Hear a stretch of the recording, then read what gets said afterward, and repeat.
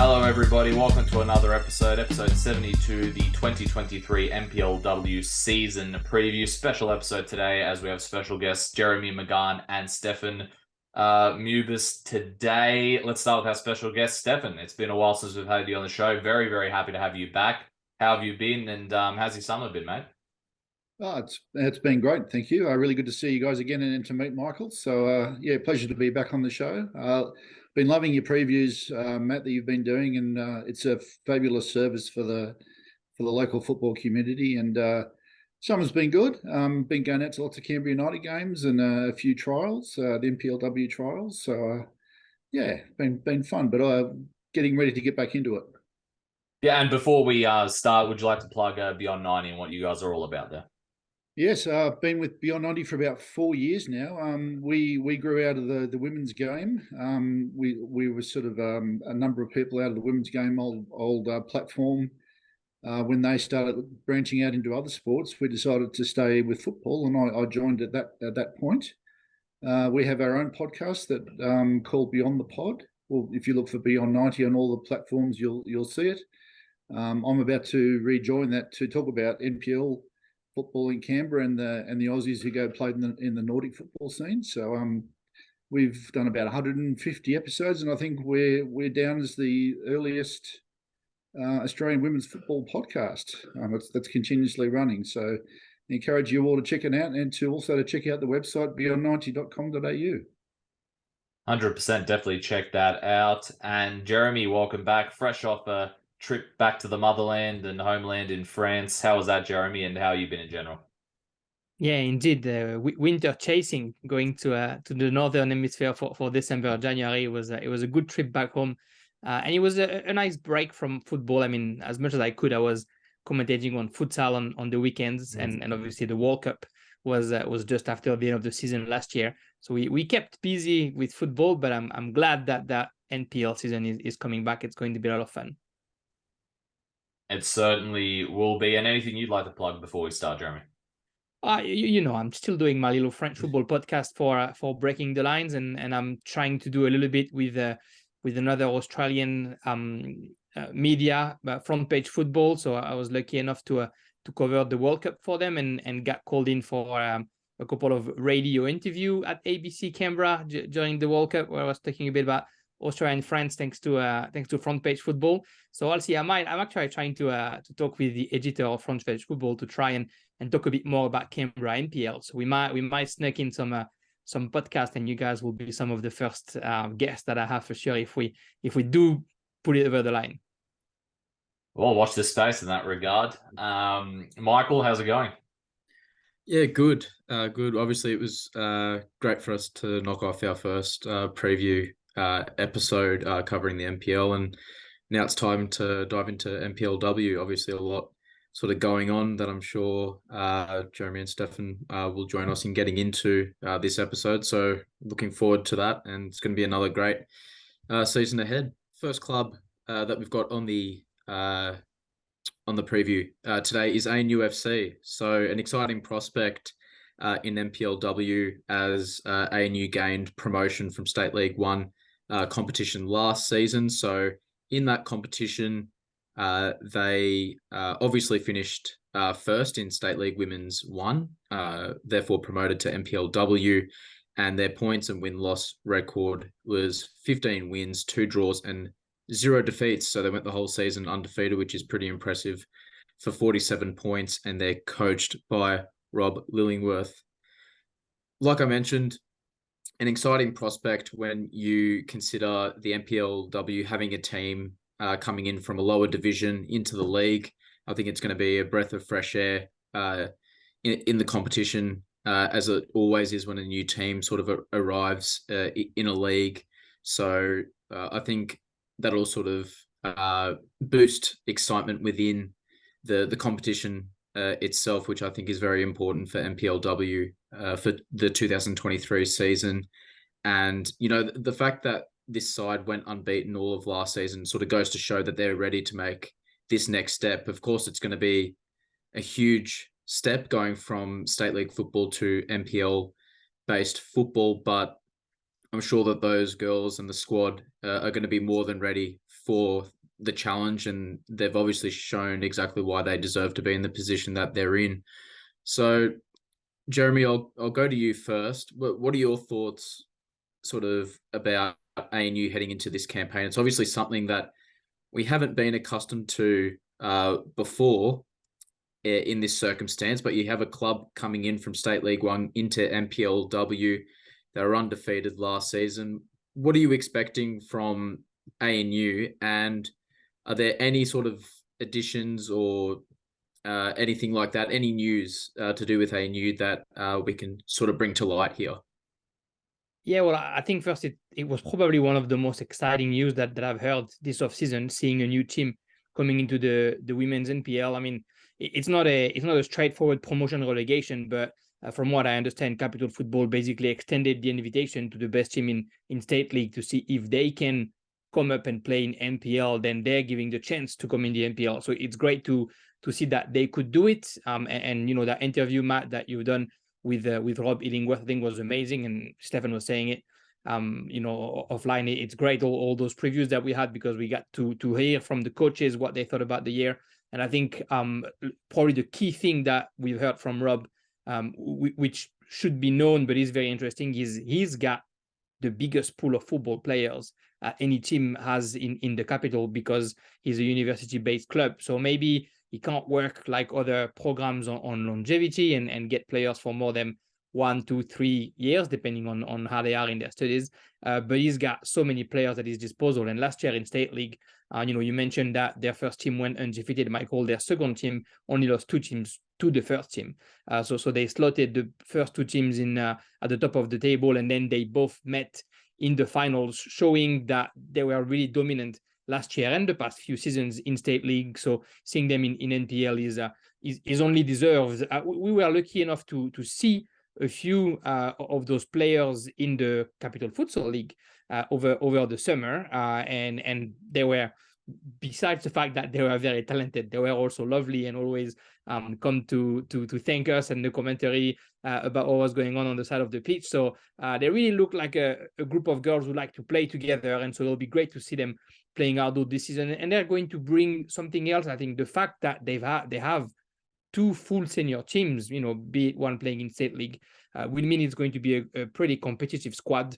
And seeing what they can do in NPL, I think is to me very interesting. One main hint that I saw that they're bringing in ANU is Sofia Chavera, which was you know, one of the most improved player, I'd say, last year under Emma Stanbury, a year and a half ago, I should say, with West Canberra Wanderers, and she was creating a lot of damage for every defense. So the fact that we didn't have her last year, I kind of missed her, because she was one of those old-fashioned striker that I thought was really making the NPL a bit different. And so seeing her back with ANU is a big win. I know last year another player from NPL was coming down from Queensland, Maggie Gallegos, and play for the ANU Women's FC, but she was playing for the second team in State League. I don't know if she's going to be with the NPL, but it shows that they have the talent.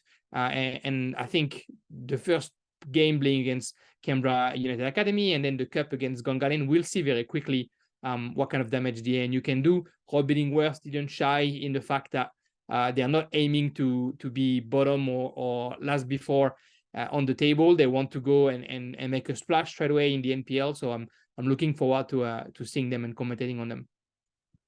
Absolutely. And Steph, do you have any sort of additional thoughts to add on what Jeremy has said there before Matt moves on with our next preview? Just 1 or 2 very brief notes. One that I took from Rob in his discussion with Matt. He noted that they draw on a lot of players from interstate, and in that way they're probably a bit of a point of difference from, and that's something that Jeremy's just hinted at as well, from what we see in the other NPL teams. So they don't have that many players who've got NPL history from the sound of it. So that's going to be you know, something. They're an unknown quantity, I think, and it's going to take a while for other teams to get used to what they're bringing to the competition. They're terrific inclusion. I think we should probably mention too that they've been included by virtue of Wagga City not being able to field the girls 14 side, and in lieu of that, Capital Football invited Majura Football Club, the club champions, to fill out the NPL competition. And of course, they don't have a seniors side, so I think this is a really good compromise to bring in ANU, who have played the last couple of Federation Cups, and who are also so historically strong in this town. I know playing in state and community leagues, they've always feel strong sides every year. Large player base, lots of history. Read Heather Reid's book for some history with the ANU club and the women's side. So yeah, they're probably a couple of things I'd note about them. Looking forward to seeing how they go. Absolutely, they're definitely going to be that element of surprise, just based on the fact that we're not really sure what we're going to expect from them, but it's going to be interesting to say the least. Matt, take it away for the next team. Yeah, next up is Belconnen United, coached of course by Scott Conlon. They finished third place in 2022, and their points and win-loss record was 15 wins, 1 draw, 5 losses, 46 points overall.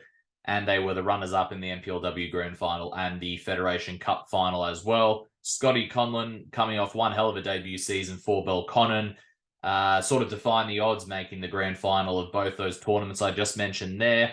Unfortunately for them, coming up short just both times to Olympic. But let's not forget where sort of Belconnen were just before he came in. He came in a bit of a mass exodus with some of the bigger players there, like he mentioned in the interview with me. So there was more for him to do than just come in and get ready for NPLW there. And he really brought the team along quite well, and you could see how much they were improving against the bigger sides, especially near the end against Croatia and Olympic. They were having more competitive matches, nipping at their heels near the end.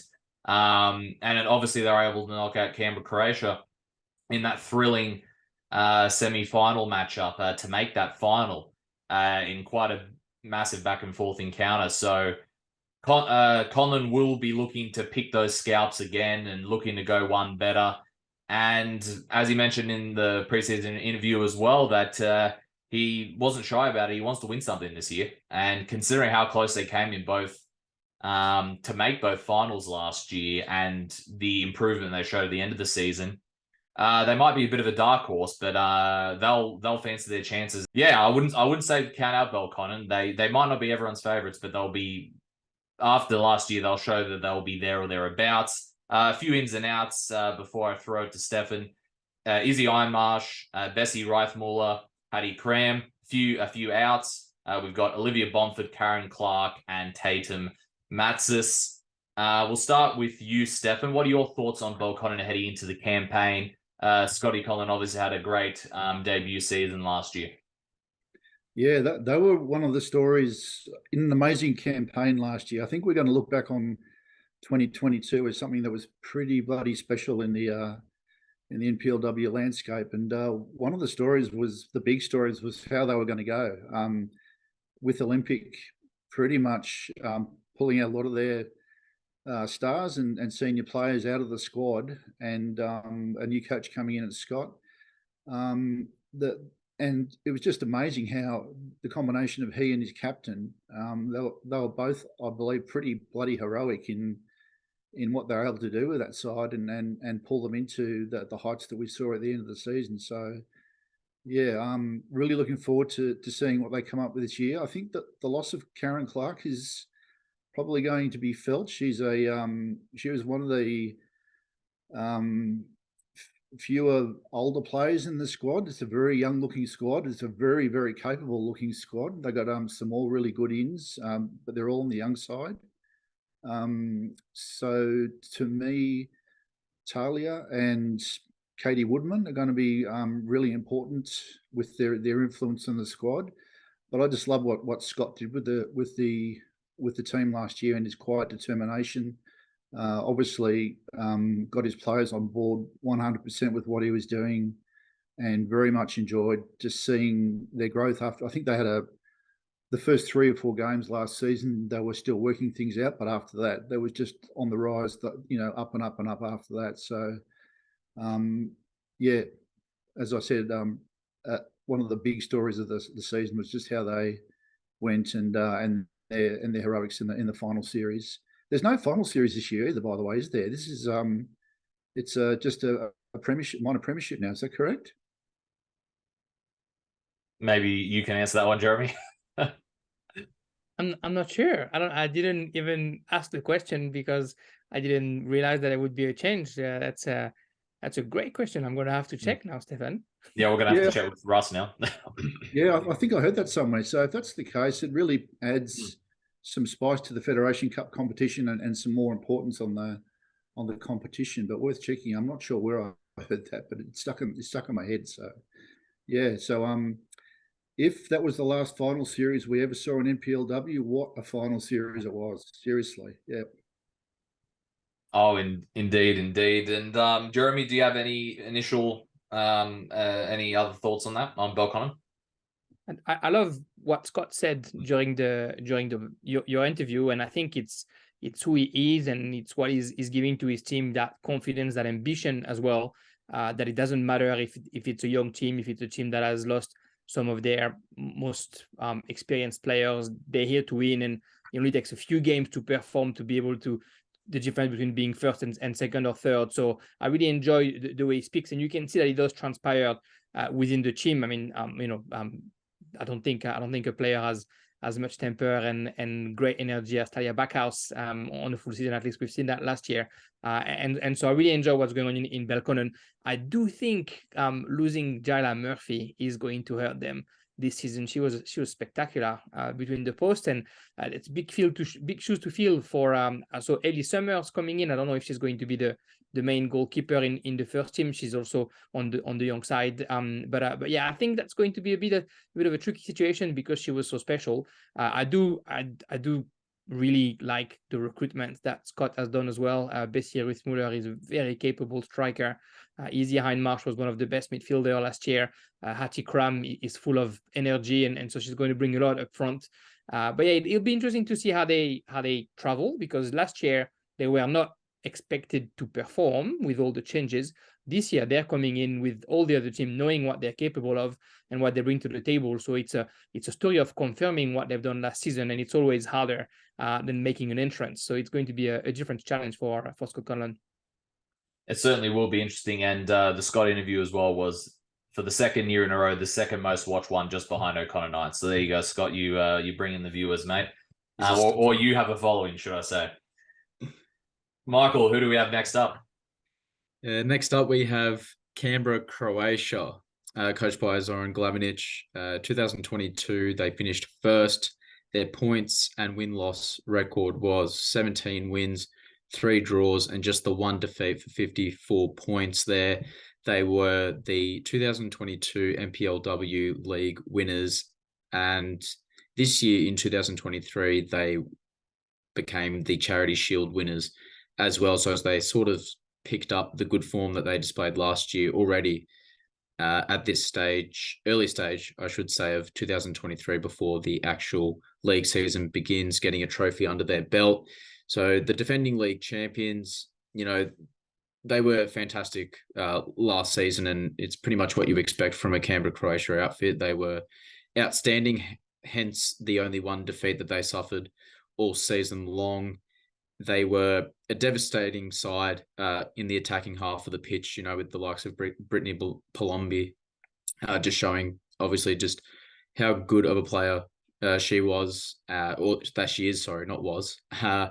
And, she was, along with a lot of other players in Canberra, Croatia, a constant name that would sort of pop up on a weekly basis here on the podcast. It just went to show sort of how good they were last season and how dominant they were last season as well. And I think it's key to note that Sam Gray is the new women's technical director at the club there at Canberra, Croatia, which I think is a great addition for them.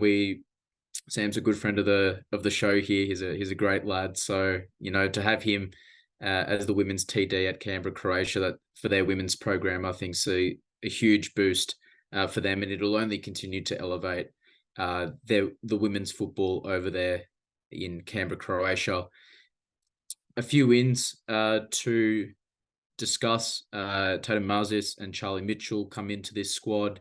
and some notable outs, a big out, Grace Gill, Krista Hagen, and Angelica Pena as well, to name a few departures there for Canberra Croatia.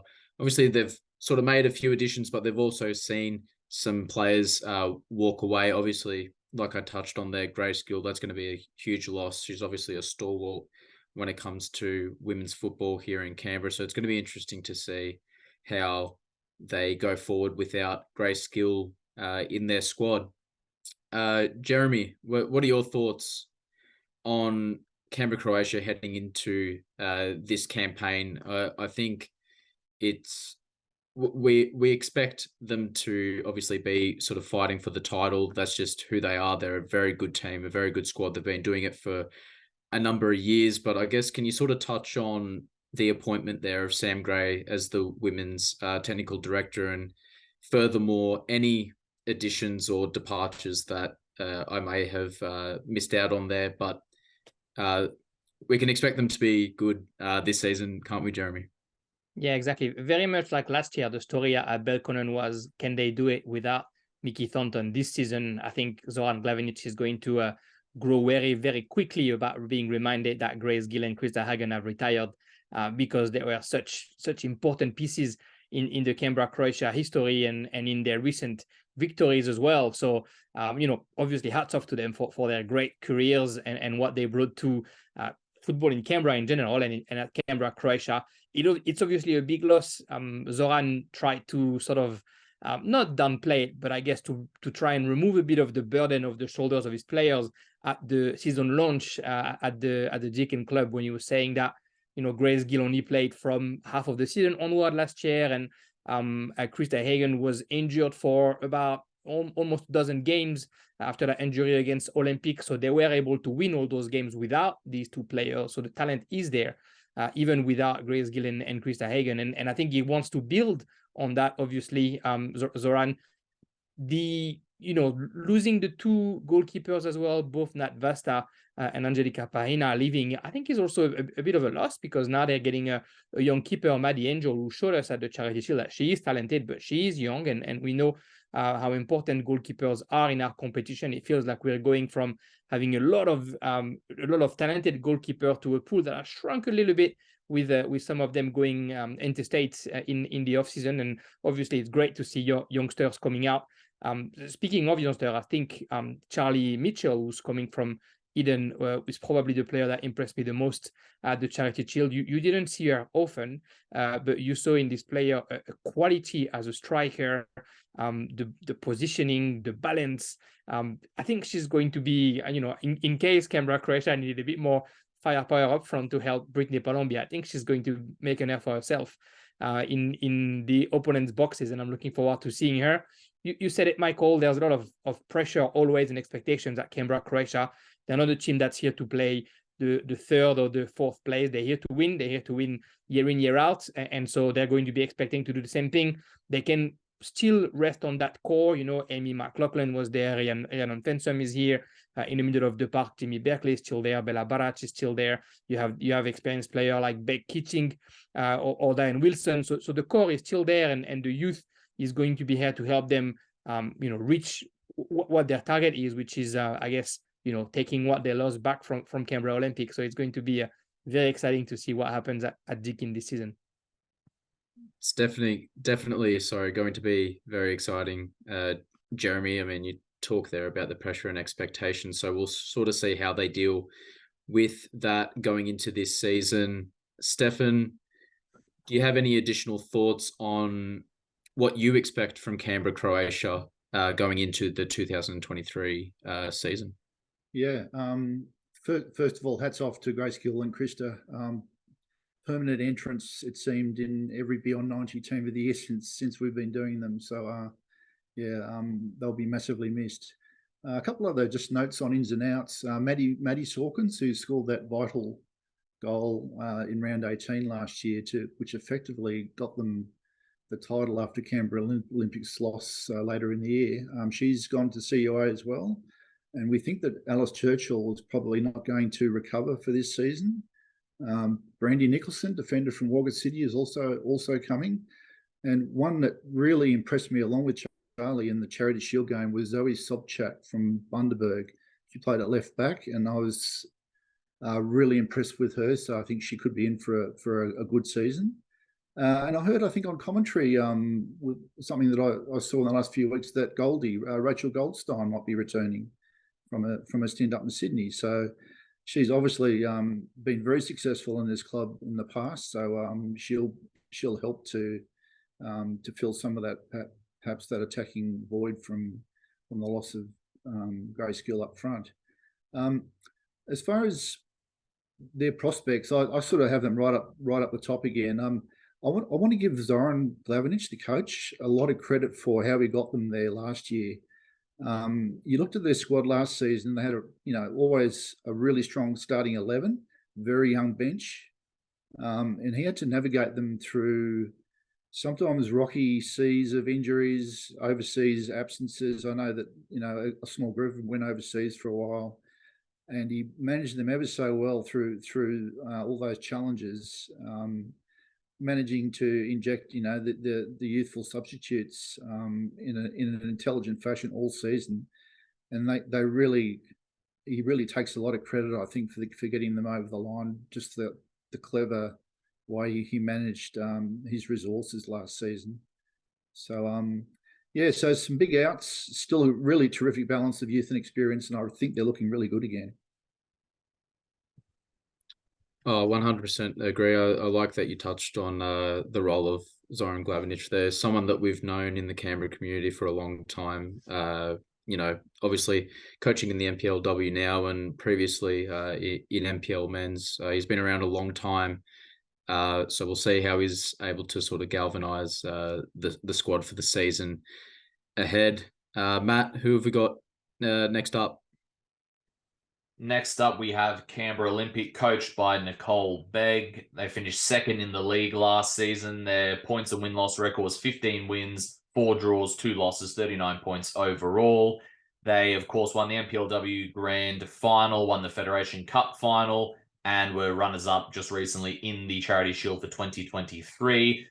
Reigning champions are coming off history with all those trophy wins. That's the first time they've lifted the Fed Cup and the NPLW Grand Final as well on the women's side of things. First time in their history, so huge season overall, not just to win it, but to make that sort of history. And Nicole's side was so consistent and impressive to watch throughout last season. However, Croatia were just that bit more consistent in the league. Of course, them clinching the title. Just the one loss and a draw separated those two sides last season, so it was a fantastic league race to watch. And Belco as well, we're getting right at the end there. If it would have been interesting to see if we had 4 or 5 more rounds, how it would have ended up overall. I think we would have had an even more drama to what we already saw at the end of the season. Like I mentioned just before, came up just short to Canberra Croatia, losing 1-0 in that Charity Shield. Naturally, both sides aren't going to treat the Charity Shield as the end-all be-all of the season, but that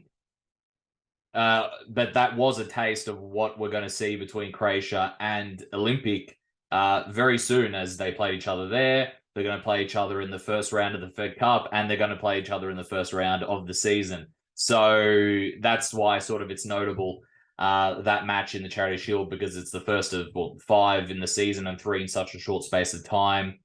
And after coming off such a fantastic season, they'll be trying to, it's fair to say they'll be trying to replicate their success. And safe to say the one major title that they'll probably be aiming for more than most, this is just my assumption here, would be they're probably going to try and push for that league title. It's the one they were missing last year. In terms of the 3 major titles, and I'm sure they're going to be pushing for that. Here are a few ins, Tia Burridge and Madeline Whittle, and a few outs, some big outs here, Ash Sykes and Olivia Fogarty. So, Stefan, I'll start with you. What do you make of the reigning NPLW Grand Final champions heading into this season? Well, they're certainly a whole lot more stable than as far as the amount of change in the squad compared to what we saw last year. Sorry, and before I start, Michael, you did some great detective work just now and discovered that finals are actually still on. Is that correct? It was actually Jeremy. Oh, That Jeremy. the Okay. news. Yeah, Thanks, we were just acknowledging his good journalistic skills there. So yeah, good work. So I don't know where I got that impression from, but it looks like we've got the same arrangement as last year. So that's really good to know. Thanks for the correction. So yeah, very much a consolidation on last year, I think, is on the cards. Ash Sykes is just a massive loss. I think Talia and Ash were probably the two best players in the league last season. So they are very much going to miss her. But to counterbalance that, bringing in Maddie Whittle, I think, is also one of the stories of this season. Took out the 2017 Golden Boot, played Canberra United that season. He's been overseas, I think, in the meantime a bit. I'm not entirely sure how much football she's been playing, but she certainly looked fit during the Charity Shield, and we probably didn't see her playing as much in an attacking sense after Jazz Sable's early injury in that game, and she dropped back into a midfield role. So I'm looking forward to seeing how Nicole uses Maddie in the setup and in an attacking sense, given her obvious credentials in attack in the past. They also had some key outs for the Charity Shield game. Michaela Thornton overseas, and a few others. It was a long weekend, so perhaps some others were away.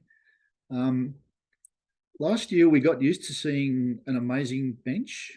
Like the depth was incredible, and I think we remarked more than once that every bench player pretty much would be starters in other squads, and I'm not sure we're going to quite see that same amount of depth this season. We'll have to see again, and you could probably sense in Nicole's interview with Matt that while she was really extremely proud and happy of their program and their achievements in 2022, she knows that there's hard work still ahead this season, trying to get anywhere near that sort of achievement this season. And if she does it, I think without a sister and Sarah Johnson not there, Liv Fogarty not there, she'll have to take an enormous amount of credit, she and her coaching team, for that this season. So so expecting, I think there's clearly a big three now. There might even be, we'll talk about this a bit later, but the quality up the top of the ladder is just improving all the time. So I'm expecting them to stay up the top in that quality, in the high top 2, top 3 positions, certainly. Loved what they did last season. Just wanted to talk a little bit about their defence. The season before, they could concede as many as they scored. Last season, they had the most frugal defence, and I remember in our Beyond 90 Team of the Year, we had 3 out of 4 defenders from their team. And given that they only had 3 starters from the season before, 2 of those were in defence, Ali Cook and Victoria Jamieson, their captain. So big credit to them after they were a bit leaky in defence the season before. So Nicole Beggs obviously worked well on the defence last season, and will want to do the same. They've still got Vanessa Ryan there. They'll be expecting Elka back as well. So if they can do their work again, then there's no reason why the team probably can't do perhaps nearly as well as what we saw last year. Jeremy, do you have any additional thoughts to what Steffen added there? Yeah, I think same story as Belconnen a little bit. You expected them to work well last year, but with that many new additions, you didn't know how fast it was going to gel. And it gelled well, and now it's about keeping it together. And yeah, Steffen said it well. She's really humble, Nick, and she won't say how amazing she's doing, but she's doing great. But that's also because she knows that now the expectations are this high that, she sort of said in that season launch, or, if we can do a clean sweep, I'll take it. And then the very first trophy, she's not winning it. So I'm sure it's also probably something positive, because it's going to sort of put everybody back at ground level, and there is work to do. Just because you're Canberra Olympic now, the game just aren't going to win themselves. So it shows the new players that have arrived, Tia Burridge and Maddie Whittle coming back, that they are in now a successful program, and they have to perform for them. But it also shows all the other young players that they need to step up to what is expected from them now. I expect them to be up there or thereabouts. Obviously, you're losing over 20 goals with both Ash Sykes and Liv Fogarty leaving the program, and it's not easy to replay. So that's going to be a bit of work going up front. But I think we've seen a fairly quiet Nicole Jaloka last season for Canberra Olympic, and so I'm expecting her to show a bit more of her goal scoring abilities this season. That she's getting used to the system a bit more. Maybe hopefully we see more goal scoring ability, because she is lethal up front. So there's going to be a bit going on, I think, at Olympic. But definitely one of the teams that is going to be up there or thereabout at the end of the season. Certainly will be interesting to see how Canberra Olympic go this season. Michael, who do we have next up? And it's a familiar name to all of us here. Oh, it is a very familiar name. A good friend of the show, Maddie Moore's team, Canberra United Academy. Obviously, a good friend of the show. Someone that we really like having on the show. Hopefully, someone that we can get on the podcast during the season. Obviously, with Maddie now in the dugout, I sense this being a little bit of a bounce back season for the academy, given what they endured last year. So last season they finished 6th outside the top 4, and their 2022 points win-loss record was 5 wins, 3 draws, and 13 defeats for just 18 points. So in a sense, the academy will definitely be looking to get back on track this season and contend, obviously, with the top 4 spots. And we talk about this all the time, Matt. We've talked about this ever since we started the podcast, but it's always refreshing and good to see these really young players in the Canberra United Academy squad getting their chance in a first grade format, coming up against these older girls and really sort of going head to head with them as well. So, I mean, I think the academy are in for a big season. I hope anyway. We know the sort of football that they like to play as well, Matt. That's something that we've also discussed over the years as well. The idea and plan behind their style of play, which essentially is sort of the nucleus of what it is that they want to do and how they want to develop their girls in first grade football and beyond that, with potential opportunities externally away from Canberra. So Steffen, I'll start with you, given you've got the the background there. So can I just grab some of your thoughts on what you're expecting from Canberra United Academy heading into this campaign? Obviously they missed out on the top 4 last season, but we know what's at stake with this group when they go into a season, and the way that they want to play, that doesn't really change. So what can we expect from the academy this season? Yeah, thanks, Michael. I agree with what you said. I too am expecting a bit of a bounce back this season from just from hearing from Matty Moore in his interview with Matt. I'm quite excited by what I heard with that. The brief is to re-establish and to reset the academy and to have more of a focus on the individual. So I think last season, with the development remit that they have, that they're not out there to necessarily win the league. But I think it wasn't really until the end of the season that we saw all their guns on the field together at the same time. And I think some of that was due to illness during the year. I think they had 1 or 2 players go down with the dreaded lurgy, and probably just unfortunate with the way that panned out. They couldn't get more of their key position players on the park all at the same time. So yes, so they've lost a few key players. I think, Bessie Reithmuller was fantastic. Taylor Hampson, fantastic last season. Charlie Gregson's gone to Tuggeranong as well, as you said. Maddie Sawkins is coming in, and Nina Zarevic's in. Maddie said that the retention from last season has been good and that there should be a strong spine. So that's really good news. But the biggie is, if I think you mentioned that if one or two players from the senior Canberra United squad are able to jump into the team, then that's going to really give them a boost as well. We don't really know who they are yet, I don't think. But if just say even if it's Sophia Christopherson comes in, I know Sasha's studying locally at the ANU this season, so she's a possibility. I don't think we've heard yet where she's going, and I'm not sure what Meg Roden's doing either this season. I'm not sure that we've heard yet. But even if you just get one or two of those players in, that really gives that side a lift, and will be so good for the other players in that academy side. So, yeah, looking forward to what they're doing, and they could be well and truly pushing for that top four if that happens. Absolutely, and I mean, if there's someone that's going to get them back into that top four picture, it's going to be Maddie Moore. Really good coach. Again, someone that's been around sort of women's football here in Canberra for a very long time. So I'm very excited to see what Maddie can do with this squad of players. Jeremy, I'll throw to you now. What are you expecting for Canberra United Academy for the 2023 season?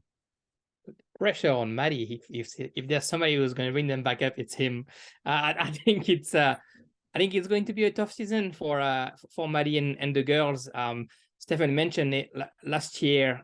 They just couldn't field the same team twice in 2 weeks, and that really hurt Sarah West and her ambition for the squad, because in the middle of that we've seen talented player like Jaya Bowman, like Izzy Heinmarsh, like Bessie Reithmuller, really coming into their own and really making a splash in the league. It's just hard when it's never the same players, and whether it was Chloe Lincoln called to play with the young Matildas, or injuries or COVID, it was just hard to field the same players twice in a row. And so this season, Maddie picks up a squad that had those issues last year, and also bigger structural issues. You didn't have the Canberra United coach all season, so it was probably harder for the girls to see the pathway, and now it's a bit more organized, so it's also all the better for the academy. And in that sense, we'll probably see,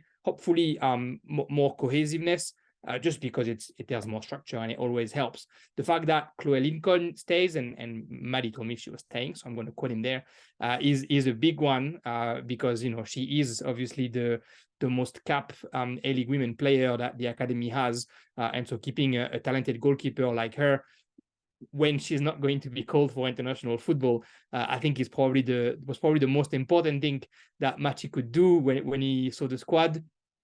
Losing some of the talent that we've mentioned before will hurt, but it's also good to see talents that have sort of grown somewhere else joining the academy. I think it's something that we haven't seen in recent years, and so for Nina Zarevac and Maddie Sawkins to come to the academy kind of also shows the place that the academy should have within our competition, and that the best young players should aspire to join the academy, because it should be the best pathway for A-League women. So hopefully we see the academy playing the role that it's supposed to be played, and I'm looking forward to seeing which player is going to be the one that no one has heard about and is just going to emerge and show the whole competition that there is talent in the capital year in, year out. Definitely a lot of talent, that's for sure, Jeremy. Matt, who have we got next for our preview? Next up, we have Gungahlin United, coached by Andrew Woodman. Their 2022 position was 5th place, and their points to win-loss record was 8 wins, 3 draws, and 10 losses, 27 points overall. As we mentioned a few times on the show last year, Gungahlin didn't have the ideal start to the campaign. They dropped off the pace pretty quickly by a decently wide margin. And then when Andrew Woodman joined, was it halfway through last season or something like that? He joined Gungahlin. it took a little bit to get going, but once they finally started to get momentum and consistency, they made a pretty big charge for that top four. They only just missed out by 3 points in the end to West Canberra Wanderers. They will probably feel if they had a couple more matches left that they could have made the top four. So that just sort of proves how much their confidence was really growing near the end of last season. Nonetheless, despite not making the top four, they had a great end to the campaign. They have some quality additions coming in, like I'll mention shortly. And to add to that, again, I just harp on the end of last season. If they can call upon that, they've kept a lot of the core group of players. If they can really build on that for next season and incorporate that and get a good start under their belt, Gungahlin United will probably fancy themselves internally of making that top four. So here are a few ins: Jade Brown, Karen Clark, Ginger Oliver, and the only out I have here is Piper Lockley. Jeremy, we'll go to you. Feel free to add any more if I've missed any, but what are your thoughts on Gungahlin United last season? Like I said, really had that great end to the season. Is that team 5 or 6 that we're saying is going to go into the finals now? It's great. It shows that we have a fancy themselves are making the finals. Just got to make myself very clear here. No, but that's great. What I'm saying is it shows again how tight it's going to be this season. It was tight last season, and if it wasn't for, we'll talk about them later, but if it wasn't for the great start of West Canberra, the Gunners might have made it. Of course, they had to make up for a bit of a false start on their own. And I think, when you have Andrew Woodman and Diego Iglesias in a club, you're most likely building a great program. And the Gunners have always had that great culture up north. Now have two men in there that have been fantastic in the past few years, building the women's football. So it's good to see them working together and seeing already the early results. I think the recruitment over the summer is a very smart recruitment. Ginger Oliver was just fantastic, I think, for the Wanderers last year. So seeing her going to Gungahlin is a steal. And Karen Clark is just that added experience, everything that Stephen mentioned about what she's taking away from Belconnen, or she's bringing it straight in to Gungahlin. And the defense was probably something that the Gunners had to sort out last season. So seeing somebody like Karen coming in can only be positive for them. So it's going to be an interesting season for them. They had two things, in my opinion, to sort out last year. Was a defense that could be leaky at times and a bit not focused enough, and an attack that wasn't consistent. And so now we have on one end of the pitch Karen Clark, and on the other end Jade Brown coming back, and Ginger Oliver bringing her technique and her ability to shot the best corner kick in the competition. So we'll see how that translates at GEO, but we'll see definitely a competitive Gungahlin team this season. Stefan, do you have any additional thoughts on Gungahlin United heading into this season? Yeah, I can't wait to see Karen Clark play with Maddie Percival. I mean, Maddie was my player of the season for that team last year. And I'm just, if Karen can stay fit all year and just help to centre that group and help guide them around, she could be massive. I don't want to put pressure on Karen, but she's a local football legend, I think, and it's just a significant move, I think, for the team to have someone of her stature and her capabilities helping to steer that team around. I think I heard Alison Sini is also coming in from Tuggeranong. It's probably the other one we could mention.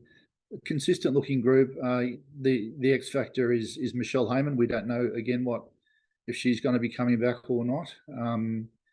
And when she is there, she's not always a consistent presence. So yes, a massive boost to the team. But we'll just have to see how that pans out. But really, they only missed finals last year with missing some key players in that last game. I think both the DeMarco sisters were unable to play that last game, and you take out their inclusion, and those two and a few others are so important to the style that they play with their futsal background, the short passing game. I love watching this team play. I'm unabashed fan of the style of football that they have. Very much looking forward to them again, and wishing them well with all as well as all the teams well for this season. Michael, who do we have next? Next, we have Tuggeranong United, coached by Paulo Romero.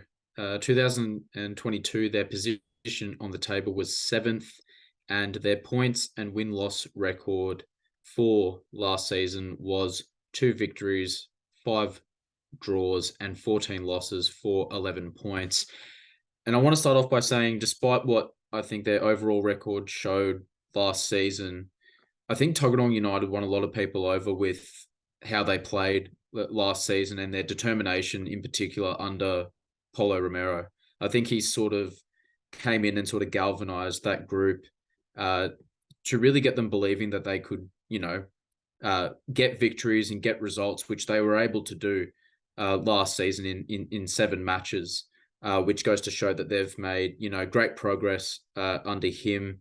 And I think that's only going to set to continue with him at the helm at Tuggeranong United. So big props to what Paulo Romero was able to do with Tuggeranong United last season. And obviously, speaking to their aspirations, they'll be looking to, obviously, I think in their minds, say, look, we can go beyond 7th place this season. Let's set the bar high and continue to progress. So I think that will be a really strong focus point for Tuggeranong United. They showed great glimpses over the course of last season, barring a few difficult results here and there. But I think that they can draw on a lot of positives to come out of last season, where they were able to actually show that they can contend and they can compete with teams in this competition. So a few wins, Charlie Gregson and Rainey Niles have come into the team, and some departures include Kara Saruti, Lauren Hall, and Sophie Burns there. So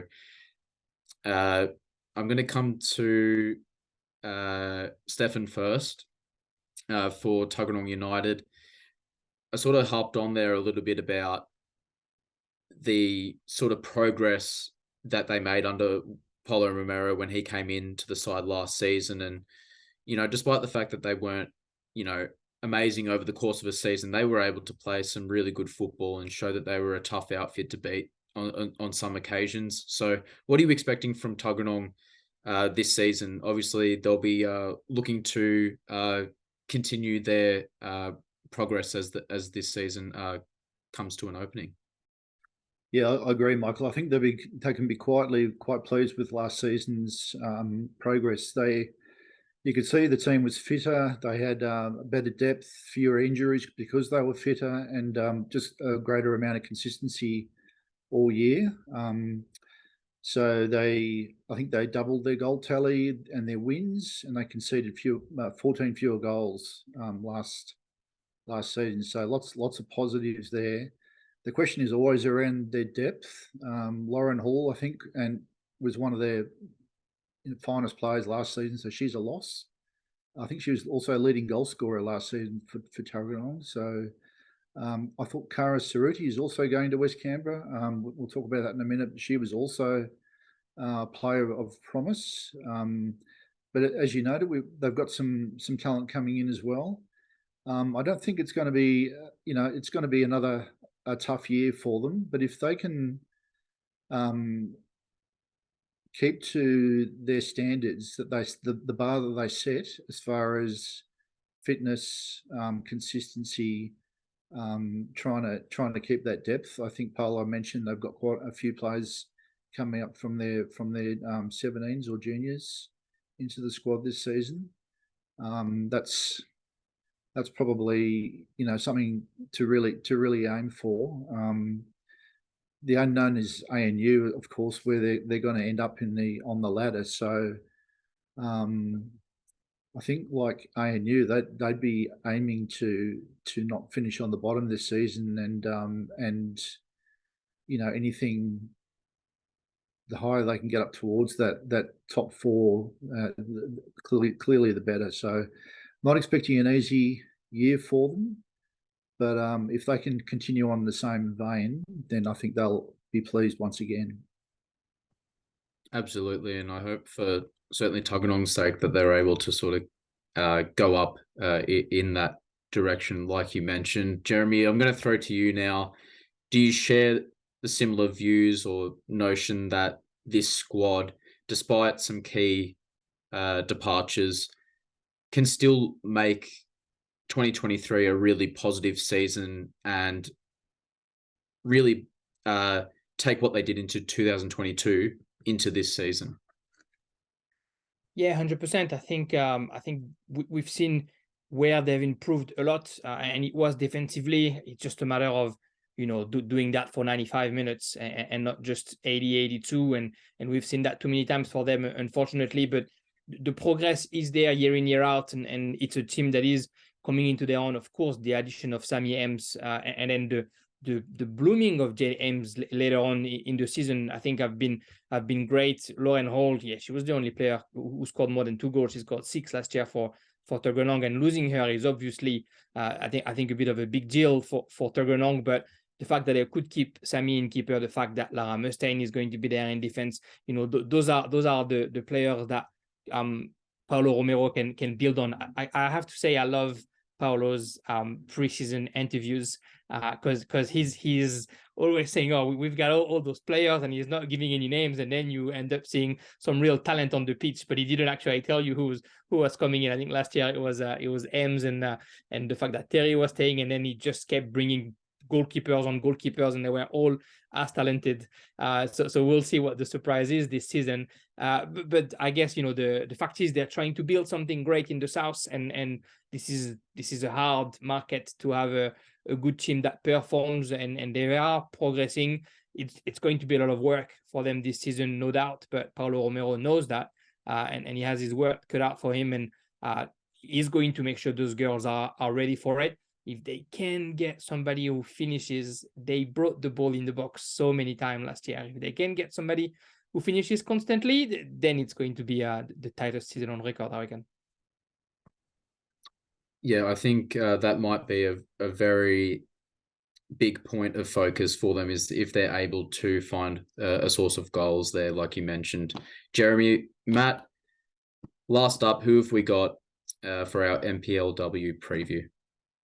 Next up, we have the West Canberra Wanderers, coached by Ray Castro. Their 2022 position was 4th place. Their win-loss record and the points was 9 wins, 3 draws, 9 losses, 30 points overall. The West Canberra Wanderers, like we mentioned before, have enjoyed a fantastic start to the campaign.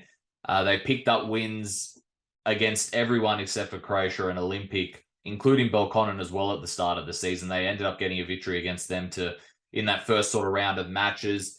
They sort of dropped off in form near the end, but they had that great a start of the season that they were able to keep that pace near the end, and they got those crucial points right at the end there to sort of move away Gungahlin right there.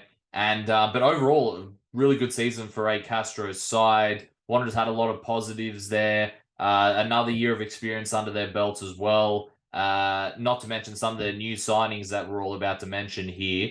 Not to sound cliche again, but I'm sure internally they will expect to try and push for that top 4 as well. Here are a few ins: Eliza Jane Norris, Nikita Perry, Sophia Tufexis. A few outs: Ginger Oliver, Hattie Cram, and Daisy Canavan. Jeremy, I'll go to you first. What do you make of the Wanderers this season? I have to talk about the outs first. You didn't mention Tara Cannon as well. It's 21 out of their 26 goals of last year, 28 goals of last year that have left. It's terrible. If I'm Ray Castro, I'm asking questions. Who's going to score this year? I mean, of course he's ready for it, and it's great for some of those girls. Daisy Canavan and Tara Cannon going to play for the Illawarra Stingrays, Hattie Cram going to Belco, and Alexandra Hinson going to St. George as well, less of a scorer, the goalkeeper. But they've lost some talent there, and that's what happened when you're such a great team. That stunning start that you were mentioning, 6 wins in 8 games. They had only lost twice by the time we get to game day 11, and then that give them a pathway to top 4, and it was great to finally see them in the final series, and it was much deserved. I think this season is going to be a proper rebuild, I reckon, for West Canberra, despite still having some of those players sticking out, and Sarah Whitfield, the most important one, undoubtedly. It's going to be able to. Can they do that again? Can they work with those former academy players? They've got a few players coming out from the academy, and that's what was their strength last year, I reckon.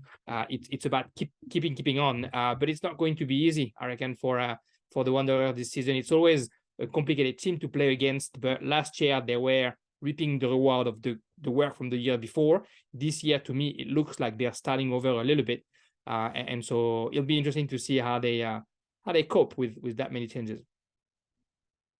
It will be interesting in that regard. Stefan, do you have any additional thoughts to what Jeremy added there? Yeah, I think I agree with Jeremy.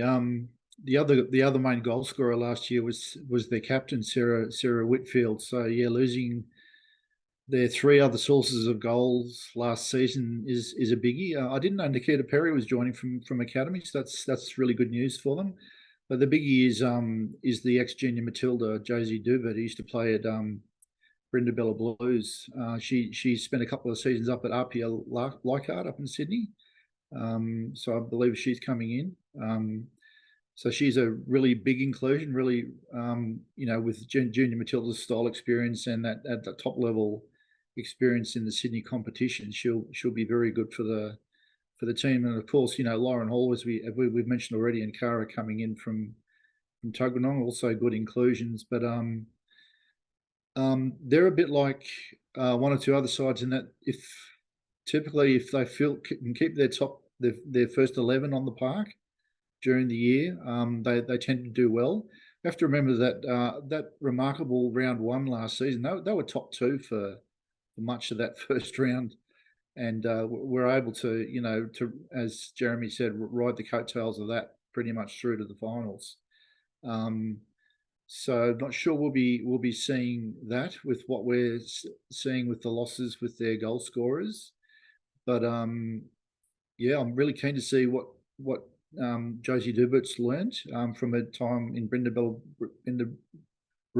Blues, and what she brings to the side. And of course, they've still got an important core that's there with Whitfield, Mello Callaghan in the centre of defence, and the two Nikias sisters. So, and the under-17s, I believe, just won a tournament in Bathurst, beating Belconnen in the final. So that's a good sign for up-and-comers and perhaps filling in depth coming into the bench. So,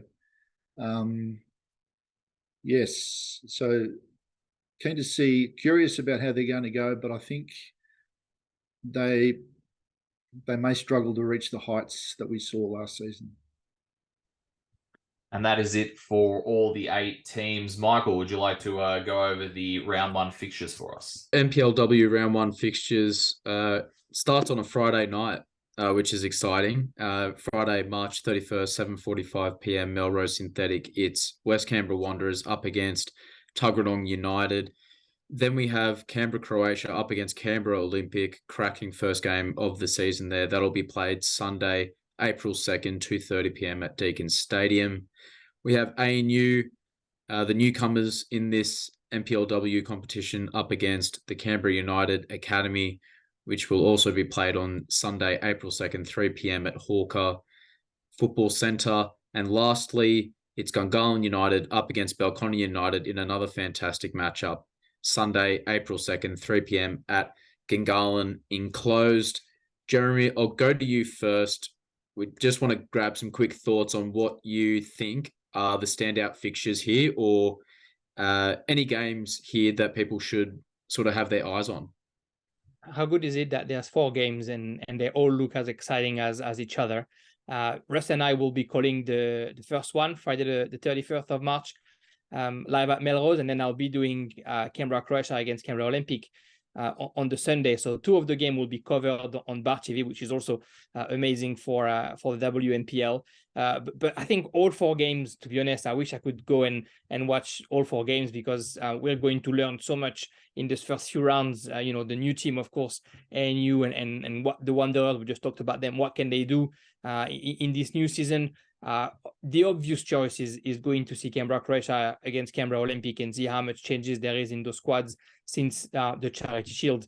But I think, to me, somehow the game that I was the most excited about was ANU against the Academy. It's a game that I think is probably the must watch because they are the two, in my opinion, most unknown squad this season. And Steffen, same question for you.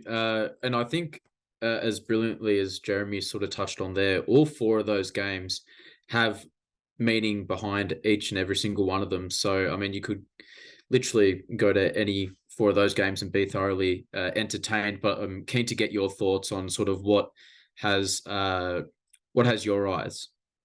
Yeah, 100% agree with you. The curiosity is going to get the better of me. I'm covering the ANU Academy game. I'm just dying to see what these two teams look like and how they play. So it looks like we got really good coverage across the board for that round one.